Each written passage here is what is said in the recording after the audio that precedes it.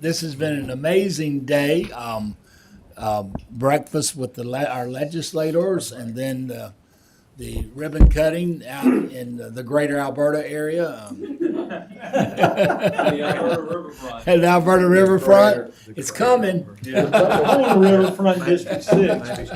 Maybe And, after the next redistricting. They're district, Not before then. out in District 1, and I'm so proud of that pedestrian bridge, and especially after walking it. It's beautiful. But again, as I said, number one is the safety. And not only is it beautiful, but the safety of it too, for what's going to be probably the most energy in the city of Tuscaloosa is going to be in that one little block right there. We center in discipline, my friend. Yeah. That's right. So it was great. It was great. Glad everybody got to be there that's here. And the new parking situation, I was going to ask Eric Thompson, do we park on 4th and 31st? No, I don't get it. In the basement's fine. We park on 4th and 31? No. God, wake Took you a up. while to get that. Laugh. Trying to be gentle about it. I know, trying to be gentle about it, but, you know. That's pretty fun. But anyway, Eric, reason you're wearing a crimson tie today? No reason. What his wife laid out for. Oh well, it was great, and I'll tell you, when I left y'all when you came straight through campus, man, before you go anywhere tomorrow, Super 7 debate, Alabama women's basketball, check, make sure you can get there, because I saw all the road closings that are already up, or that will be. I know, Mary, you're aware of them all, but University Boulevard, it's going to be closed from 1 tomorrow to midnight, I think. Section University Boulevard. It looks like game day. There are so many tents out with television stations from all across the country already on campus. It's pretty remarkable. It's unreal to see all the energy around this debate tomorrow night. Okay, is there a motion we approve the minutes? So moved. Second. Motion second, all in favor say aye. Aye. Aye, minutes approved. Okay, Mike Gardner, you're up first today. Wow. Yes, sir. Used to Virgil and Barry. So this is a street vacation. It is, do we got this?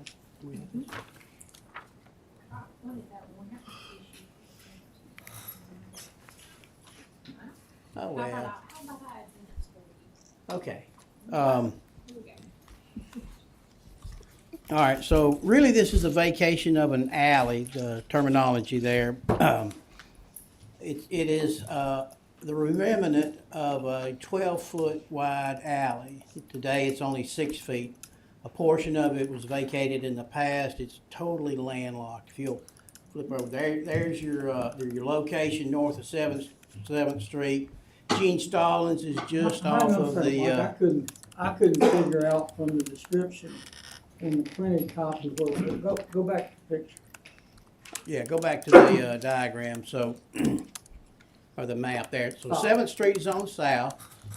Just off of the right-hand side of the picture is Gene Stallings.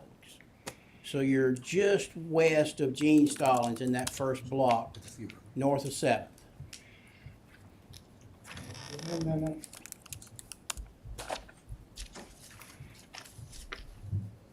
University Boulevard? 7th Street.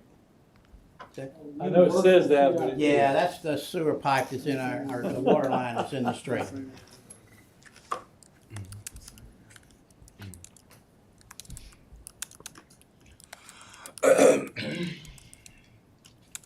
So Gene Stallings is just right off the right-hand side. Over here? Yes, sir. Okay. And so we'll be this is about- when you initially are going north, you turn left on the 7th Street off of G. Stallings, Yes, sir. Yes, sir. and then it's about the. About half a further block. house down, Yes, sir. and it's in the back.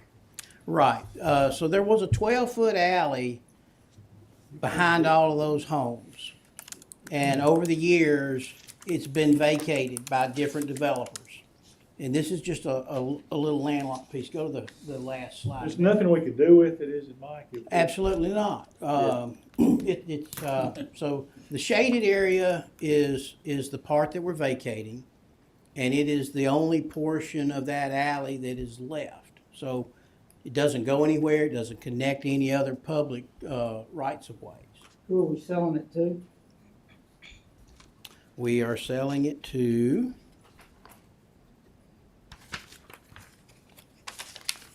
it may be on that map right there.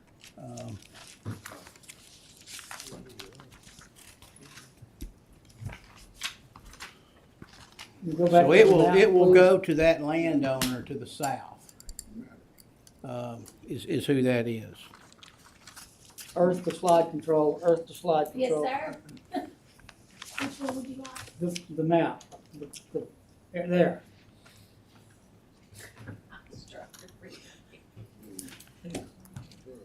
This is that city corner over there? Ground control Major Tom. Yes.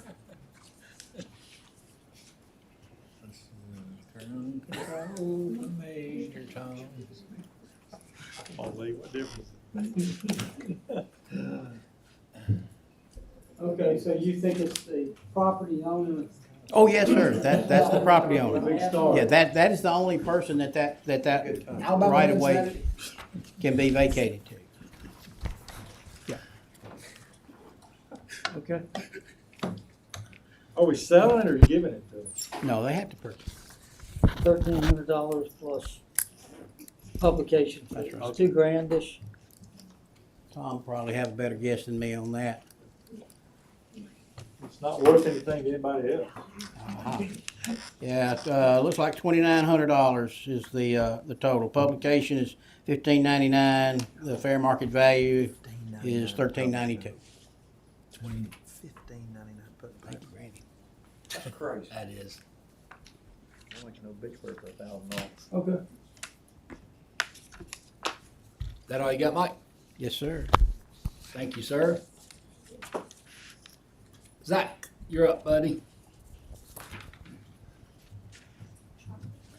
I'll try. All right, it's working. Control. Afternoon. So we have an annexation in Mr. Crow's district. I believe, Mr. Crow, you've talked to these people when they went through to Planning Commission. Dwayne and Karen Brown, and then Devin and Andrew Wood.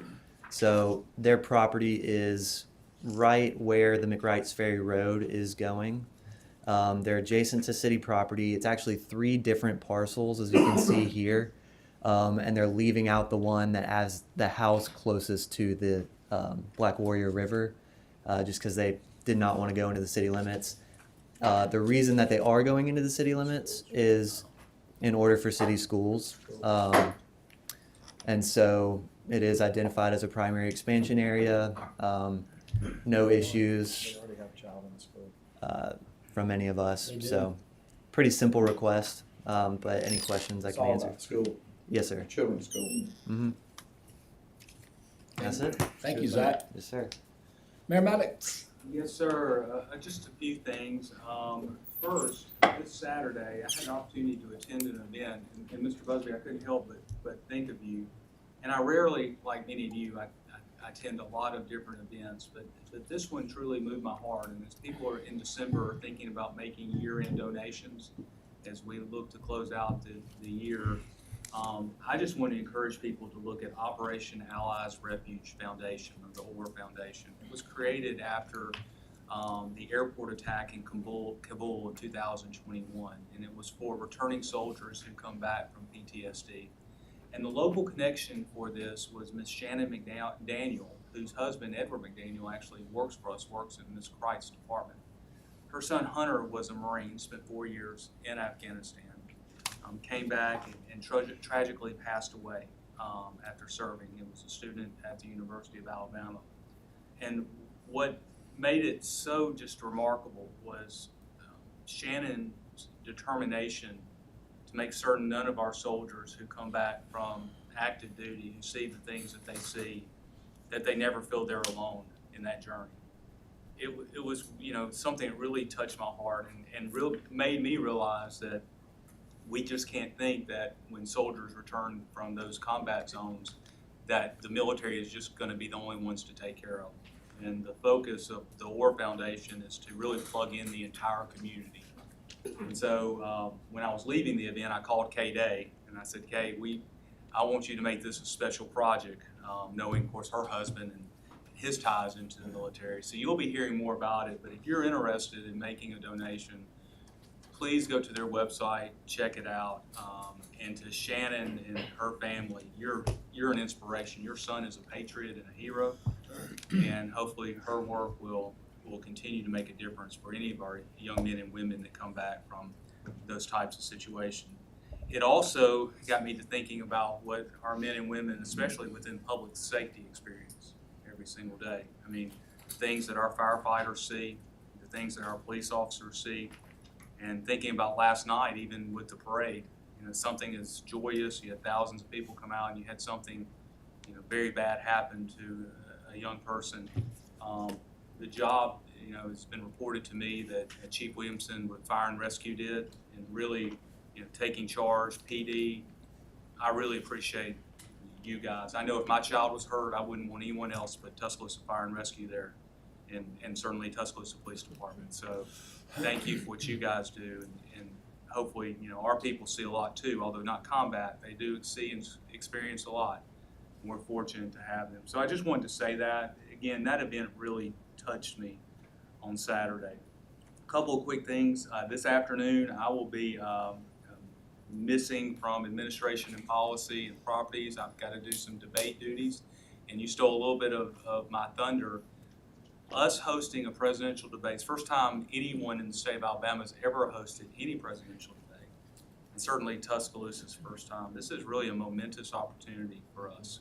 And I have done a number of national media interviews over the past week, and the political eyes of the nation are truly upon us. And it's been a real good opportunity to sell Tuscaloosa. And I'm looking forward to tomorrow. It should make you proud as a city council that, you know, you're part of leading our city that can host such an event like this. And the state Republican Party, the University of Alabama, they're the ones who really made it happen in connecting the dots.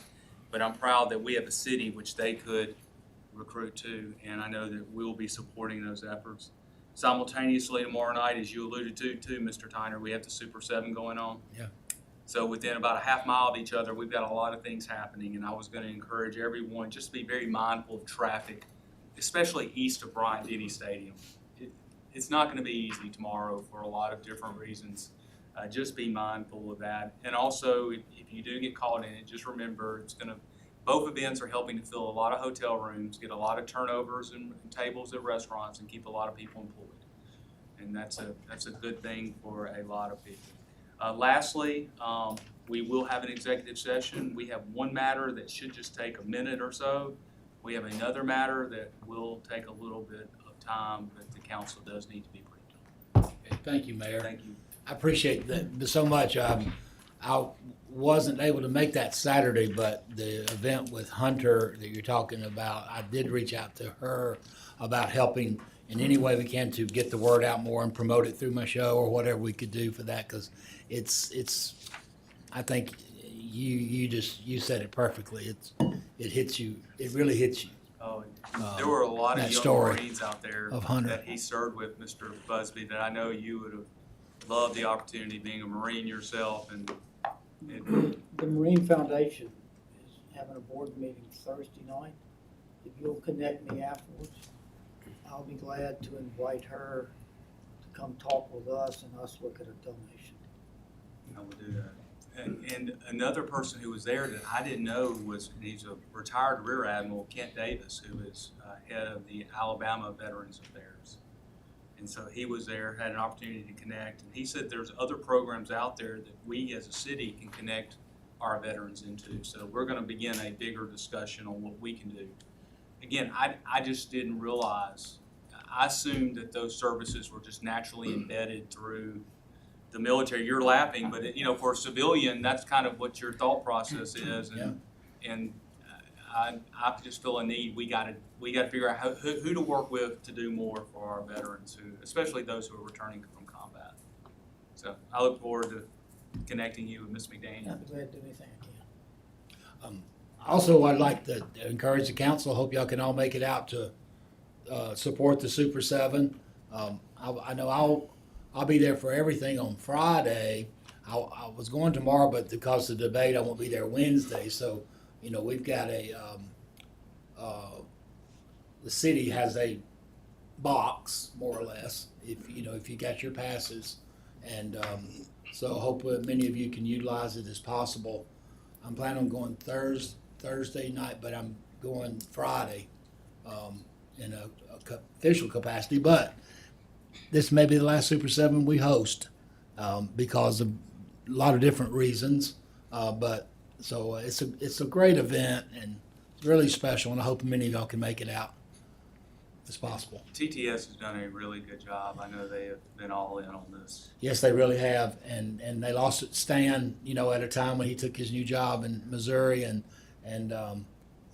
Kelsey and Josh have all really done a great job in just continuing what he, the things that Stan would have just done like that, click of a finger, but they've done it. Talked to Kelsey this morning, and anyway, it's going to be great, and it's just, if you haven't been before, it's so special to see those kids. I know you have. I've been seeing you out there every year. To see those kids play in a stadium like that is just a dream. For so many, play just one play. I just need one play. That's it. Just one play. Probably all you can handle, man. That's all I want. I never will forget these kids from Elba, and I went down the sidelines and there couldn't have been anybody left at Elba. If you ever wanted to rob that bank, that was the time to do it. Sorry.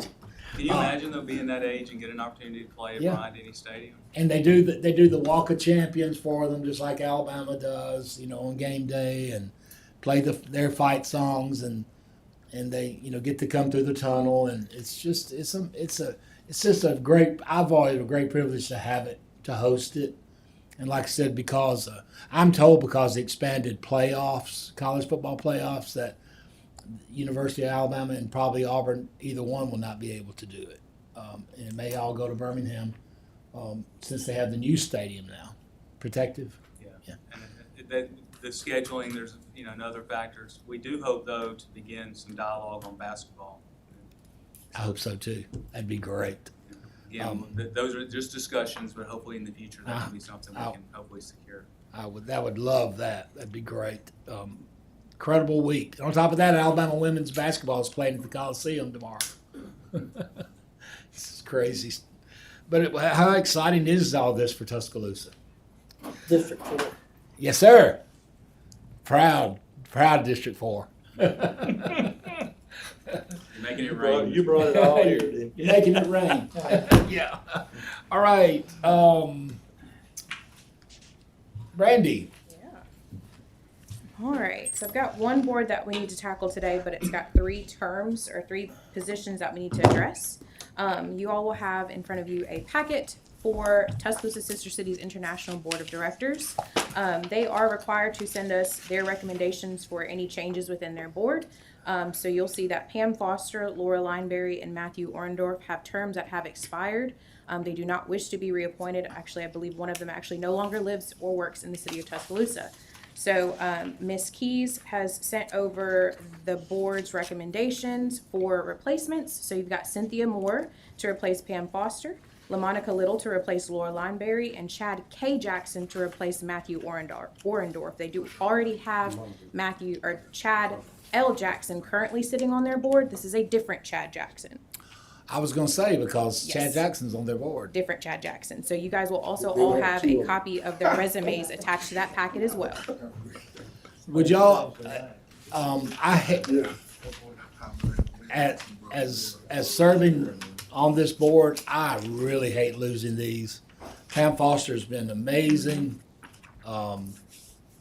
and we've needed a strong African American female in there, and she has more than been that because we have so many young girls, especially that go on these trips, and she has helped to be a great chaperone. She's going to be missed in a lot of ways. Orndorff, I can't believe he's leaving, or Lineberry. These are folks that don't miss meetings, and they're involved in everything, and I hate to lose them. Would you guys like to open it up for 2 weeks, or to get other names, or look at these recommendations by Lisa Keys and go with these, or what? I think that her recommendation, I've talked to Lisa, and I think her recommendations are Okay. fine. She's got. I'm fine with that, if y'all are, but, we normally open it up to, don't just take recommendations from executive directors, but If it- I think in this situation, Lisa's gotta work with. I'm fine with it too. I'm good. Okay, All right, so we'll have that ordinance on next week's agenda. all righty, thank you. All right, Deputy Chief Chris Williamson. You got it, buddy.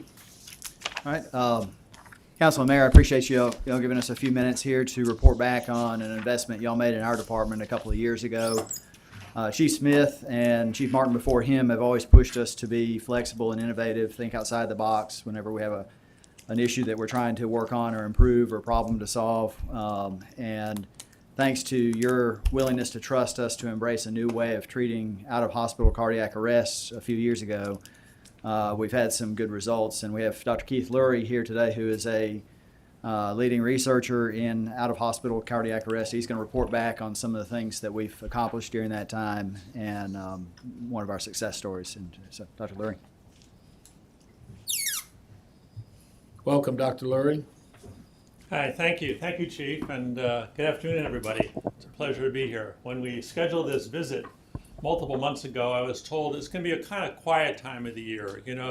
Football season's over, at least the scheduled events, and turns out to be a very exciting time of the year. So congratulations, everybody. I come from Minneapolis, and my colleague Melissa Barr comes from Florida, and we've been working together off and on for almost 15 years to try to improve outcomes after cardiac arrest. And Melissa was involved in helping Tuscaloosa Fire Rescue adopt a new technology about over 10 years ago. And I was involved with that technology, but never had been here before. But I'm here today to sort of say thank you and also just give you a progress report, as you heard from Chief Williamson. It's been exciting. And I'm going to talk just for a few minutes about something called neuroprotective CPR. Neuroprotective CPR was introduced into Tuscaloosa in March of last year. And it is a culmination of a lot of work over almost a third of a century that began with a suction cup on a patient that I took care of back in 1988. The patient was resuscitated by family members in San Francisco who used a toilet plunger because they didn't know how to do CPR. And it was a very funny story, made it to the first night of the Jay Leno show, Why Do Plumbers Make As Much as Cardiologists? So Jay Leno's off the air and I'm still standing here, so what does that say? But at any rate, we've been trying to improve outcomes after cardiac arrest because it turns out it is the leading cause of death in adults still, and results haven't changed despite CPR for decades. So nationally, about 7% only of patients who have a cardiac arrest ever walk out of the hospital intact. And so due to the credit of Chief Williamson and colleagues, they were willing to take a chance on adopting new technologies over the last decade. And the picture shown here shows them. One's an automated device that's got a suction cup on it because of a plunger patient. It's called the Lucas device. Another is a little device on the airway called a rescue pod that each time the plunger comes up, air is blocked from rushing into the lungs. So as the plunger comes up and that little valve blocks air from rushing into the lungs, you get a vacuum inside the chest. It's like taking a deep breath in, sucks more blood back into the heart, and sucks some blood, venous blood out of the brain. The third device is this device that elevates the head and thorax. This combination, called neuroprotective CPR, improves outcomes, but we didn't really know how much. It's all FDA cleared, all these devices are FDA cleared, but Tuscaloosa was one of the early adopters of this combination. It's in about 20 states across the country. So we now know that it is needs to be started as rapidly as an AED. So we have AEDs on the wall here, and Tuscaloosa Fire Rescue carries this technology, and the first responders carry it in, and they have it on in 2 to 3 minutes. So you start with a pair of hands, use an AED if it's appropriate. You elevate the head, and by elevating the head and the thorax, you get venous blood out of the brain, so it allows the brain to actually breathe almost. You get more blood going to the brain. I think I took one physiology class, and I don't think I did well in it. What is venous blood? Very good. So you get the arterial blood, takes oxygen to the brain, Okay. pumps out of the heart. Venous blood is the used blood, comes back to the heart to get reoxygenated in the lungs. Okay. So arterial blood is a high pressure zone, venous blood is a low pressure zone. But during CPR, the venous blood doesn't come out of the brain if you're doing it in a flat position, because there's nothing to pull it. Okay. But if you elevate the head a little bit, gravity drains that blood out of the brain. Okay, that's enough physiology. Well, the low pressure, high pressure, and with water and sewer, I kind of understand that, so that makes a little bit more sense. Well, what happens with CPR is when you push on the chest, the arterial pressure wave goes to the brain and the venous pressure waves goes to the brain. They're both really high, and this is what happens with each compression. And that contributes to the 7% neurologically intact survival rate. It's just not very good for the brain, those 2 pressure waves. Okay. So we alleviate the pressure wave on the venous side, and we help circulation. But like an AED, you got to get there quickly and get it there started rapidly. And for that reason, this technology is on every fire rig in this city. Okay. So this fire rig in every city responded to a call on January 23rd at a park when this young college student, at the time a sophomore, went down. And some of you know this story and some of you don't. But she went down after going for a walk. She couldn't run, and the last 1/10 of a mile of a 2-mile walk-run, she ran and collapsed in a handicapped parking zone. Her friends called 911, and the events that transpired were truly remarkable, if not miraculous, for her. You can see that she's got a scar on her chest. So her name is Kennedy Grice. And when she went down, the timeline is something like this. 911 was called at 7:25 in the morning. Bystander CPR was started by a medical student who happened to be running by at 7:30. An EMT ran by and told the medical student how to do better CPR at about 7:32. And then Tuscaloosa Fire Rescue arrived, and they had her head elevated by 7:35. And then she received effectively a half hour's worth of CPR. Half hour's worth of CPR is a very long time. So she was resuscitated. She was brought to the local hospital here. She was cooled down a little bit. She was found to have a very thickened heart muscle called hypertrophic cardiomyopathy. It's a congenital issue, which is why she couldn't run, it turns out. She was shipped to Birmingham. She had open heart surgery where they shaved off part of the inside of her heart. All very dangerous, all very high risk. And she was home within 2 weeks begging her mother to go back to school. She came back here 3.5 weeks after her cardiac arrest, finished the semester with a 4.0 average. And she's on stage presenting at the Eagles meeting, which is a meeting of the EMS medical directors from the leading cities around the country. Poised, beautiful, funny, spicy, and all possible because of the investment that this council made. And the trust that they gave to EMS and Chief Williamson. So this is mother and daughter, and of course, we're talking about, mothers losing their sons. This is a wonderful moment where fortunately that didn't happen because of the people in this room and the investment you made. It takes a village, but it really was because of that. People don't survive 30 minutes of CPR and go back to school and get a 4.0 education, a grade point average, unless something is really working well.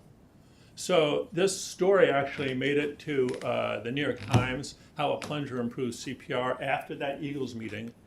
And the data that includes data collected in a national registry on head of CPR patients was presented at the American Heart Association last year, including from Tuscaloosa, Alabama.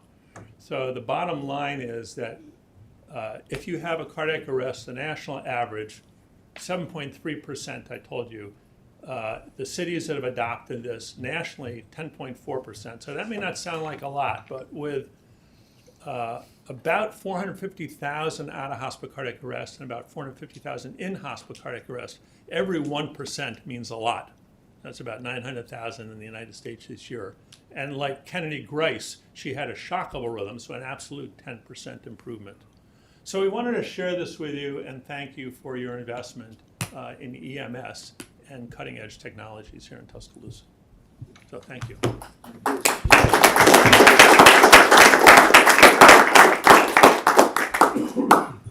You say 10 years? You've had that? No, so this device is, we only had 2 years. 2 years. One piece of it we've been using about 10 years, but this is multiple pieces and they work together. Amazing. Would you like to say something? I just want to thank you from the bottom of my heart. When you meet Kennedy, it is fascinating, and the people that live in your community are so fortunate to have you and to have such a great fire department. Thank you. We agree with that. Our fire department, for sure. Thank you. What would have been, just not to prolong the meeting, I mean, for Kennedy to be neurologically intact after 30 minutes of CPR, I assume that's not the norm in your business. So we used to call this head-up CPR.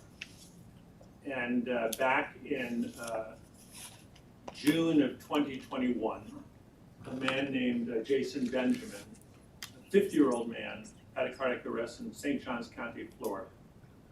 And he had been an EMT for a decade in Olympia, Washington, moved to St. Johns County, Florida, where for a living, he cannulates lungs from patients who are dead for lung transplantation. So to put it in English, he harvests lungs, he plugs them into some tubes and perfuses them or runs fluid through them to preserve them. He works for a company that's in the lung transplantation business. He's been doing this for about 15 plus years. So he tells his friend he has intense chest pain and thinks he's going to die. And this is over a 6-month period, worked up for heart problems, goes to the emergency department, they send him home. So he has a cardiac arrest in front of Fire Station 17 in St. Johns County, Florida, and gets that treatment that I just described. During the treatment, he's actively pushing the firefighters away. They think he's alive. But because of the plunger and this little valve, which pumps more blood than a pair of hands, and because his head is up, so the blood that doesn't have oxygen is draining, making more room for the oxygen in the blood, he's getting enough blood to actually unconsciously push these firefighters away. After about 25 or 30 minutes, they finally get him back. He's in the hospital. He writes his wife a note, tell him to pull the tube. They don't pull the tube. And he's lying there thinking, why am I alive? I should be dead. I harvest lungs from people who get CPR for 5 or 10 minutes and they're brain dead. I got up for 30 minutes. So he ultimately meets me and the EMS medical director, the equivalent to Dr. Crawford from St. Johns County, and he sends me this lovely note. Pardon this rambling note, but I have an active mind. I'd never heard of this stuff before that was used to treat me. But if it's going to stick, it needs to have a better name than a bundle of care. I might suggest neuroprotective CPR. Wow. So that's the story. Most people don't survive. Now, occasionally, you get somebody who goes down in a gym and you can shock them back and you don't need any CPR. And then that suction cup device called the Lucas device was implemented several years before here in Tuscaloosa. We really had some saves here. But each time we're sort of literally and figuratively ramping it up in terms of the opportunity to save more people. Yeah, thank you. Chief Williams. Chief, do you remember how many, or do you, about what is the cost of one of these units? We purchased them initially, I think, for $7,500 a piece, and I think it's gone up somewhat since Sure. then. You know, that was several years ago, but it's in that order. I believe it's worth it. Good gracious. Thank you. Mr. Holmes. Down for the lawyers. Boo.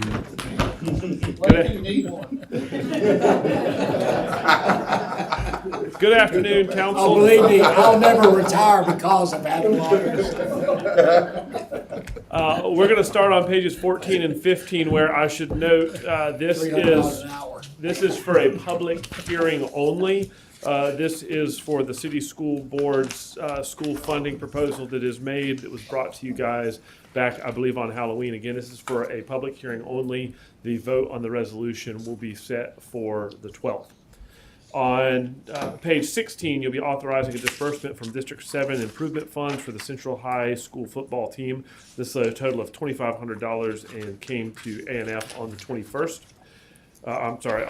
Came to Finance Committee. On page 17, you'll be authorizing a disbursement from District 6 improvement funds for the Paul Bryant High School concession stand. This is a total of $3,000 and came to Finance Committee on the 21st. On page 18, you'll be authorizing the mayor to execute a right-of-way permit to 908 Queen City LLC. This came to projects on the 21st. On page 19, you'll be authorizing the mayor to execute a right-of-way permit to Lollipop LLC. And this came to projects on the 21st. On page 20, you'll be authorizing the Director of Arts and Entertainment to enter into a partnership with the University of Alabama for a food voucher program at the Tuscaloosa Farmers Market. That was also in projects on the 21st. On page 21, you'll be authorizing a merchandise agreement with Fame and Martin Enterprises. Again, this was on projects on the 21st. On page 22, you'll be authorizing a contract with Event Concessions. This, again, was on projects on the 21st. I think that may have been a record length projects agenda there before Thanksgiving. On page 23 and 24, you'll be authorizing execution of agency funding agreements with the city's 2023 Emergency Solutions Grant Program through the Alabama Department of Economic and Community Affairs. This was in CD committee on the 21st. On page 25, you'll be authorizing the mayor to execute a certification of a HUD form for the Tuscaloosa Housing Authority in regards to the consistency of public housing authority plan with the consolidated plan or state consolidated plan and the analysis of impediments to fair housing choice. Again, that was on CD committee on the 21st. On page 26, you will be selecting Garner and Associates for professional engineering and related services for the Police Athletic League PAL basketball court renovations project. And my notes aren't clear. That was either before the CD committee or projects on the 21st. I'm not sure which. I think it was the CD committee. That's what mine indicates. CD. On page 27, you'll be authorizing a minor public works contract with John Plott Company. That's a total of $66,846.30, and that was in projects on the 21st. On page 28, you'll be authorizing a professional services agreement with Duncan Coker Associates PC for professional engineering and related services for the Greensboro Avenue Streetscape project. This is a total not to exceed $446,897. It was on projects on the 21st. On page 29, you'll be authorizing professional services contract with Garver LLC. This is a total not to exceed $497,200. And that, again, was on projects on the 21st. On page 30, you'll be authorizing a contract with Schnabel Engineering LLC. This is a total of not to exceed $49,000, and again, was on projects on the 21st. On page 31, you'll be authorizing a minor public works contract with Patco Electrical Contractors. This is a total of $34,749, and again, came from Projects Committee. On page 32, you'll be authorizing a minor public works contract for as-needed HVAC services with Southern Heating and Cooling. This is a total not to exceed $20,000, and again was on Projects Committee.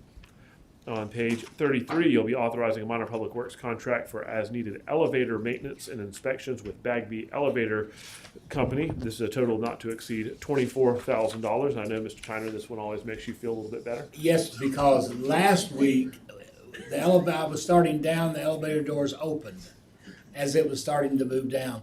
And I told Carly about it. Remember? Yes. Did you get it right on the phone? I told him that he needed to just stay off the elevator. I was pretty. He has the worst luck. We have some stairs right over here. Well, and you better believe I'm doing it started to go down, the doors open, and I'm going like,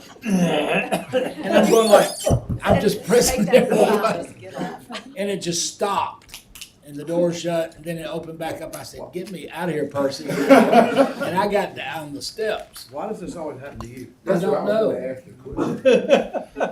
On page 34, you'll I be used to authorizing date a a Bagby. minor public works contract for as-needed fire alarm maintenance and inspections. This was PCI Technologies, not to exceed $10,000. On page 35, you'll be authorizing a minor public works contract for as-needed fire suppression, water backflow maintenance with Olympia sprinkler installation, and that is for a total of not to exceed $22,100, and again, came from Projects Committee. On page 36, you'll be authorizing a minor public works contract for as-needed pest control with Bay Pest Control. This is a total of $30,500, and again, came to you in projects on the 21st. On page 37, you'll be authorizing a minor public works contract for an as-needed generator maintenance and inspections with Rick's Service Company. This is a total of $99,930, and again, came to you in projects. On page 38, you'll be authorizing a minor public works contract for as-needed chiller maintenance with Dankin Applied Americas Incorporated, total not to exceed $35,000. Again, came to you on projects on the 21st. On page 39, you'll be authorizing a renewal of insurance coverage. This is a premium payment cost up to $149,386.86. Comes from OCA. On page 40, you'll be authorizing the purchase of a FOD Boss Sweeper from MJL Enterprises, LLC. This is a total of $13,519. This comes from purchasing. On page 41, you'll be authorizing a purchase of a 20-inch rotary cutter from Tuscaloosa Tractor. This is a total of $33,617.28, and again comes from purchasing. On page 42 and 43, you'll be authorizing amendment number 3 to fiscal year 2024 Water and Sewer Reserve for Future Improvements Fund budget. That came from Finance Committee on the 21st. And skipping over the annexation that was covered by Mr. Pons, you'll be on page 50, where you'll be authorizing amendment 3 to the fiscal year 2024 general fund budget. This came from Finance on the 21st. And finally, on pages 51 through 52, you'll be amending the Code of Tuscaloosa related to water and sewer rates. This was presented to you in admin on the 21st. Are there any questions for me? Any questions, Mr. Holmes? Okay. In response to you, Mr. Bobbitt, it's because of my need for them, I'll never be able to retire to this day. For that reason. Oh, dear. All right. Projects, finance, admin, properties, council at 6. We have a special call planning and zoning framework meeting tomorrow at 5, and strategic review task force December the 8th at 2. Anyone else have anything to bring before free council? Are we gonna shoot out there? Okay. All right, is there a motion? We go into executive session. So moved. Second. Have a motion second, Mr. Holmes? Yes, sir. As your city attorney and attorney licensed to practice law in the state of Alabama, I can certify that this executive session is to discuss security plans, procedures, assessments, measures or systems, or the security or safety of persons, structures, facilities, or other infrastructure, including without limitation information concerning critical infrastructure, the public disclosure of which could reasonably be expected to be detrimental to the public safety or welfare, as well as to discuss preliminary negotiations involving matters of trade or commerce in which the governmental body is in competition with private individuals or entities or other governmental bodies in Alabama or other states or foreign nations, the discussions of which would have a detrimental effect upon the competitive position of a party to the negotiations or upon the location, retention, expansion, or upgrading of a public employee or business entity in the area served by the governmental body if disclosed outside of executive session. Okay, we have a motion and a second. All in favor say aye. Aye. Any opposed? Okay, if you're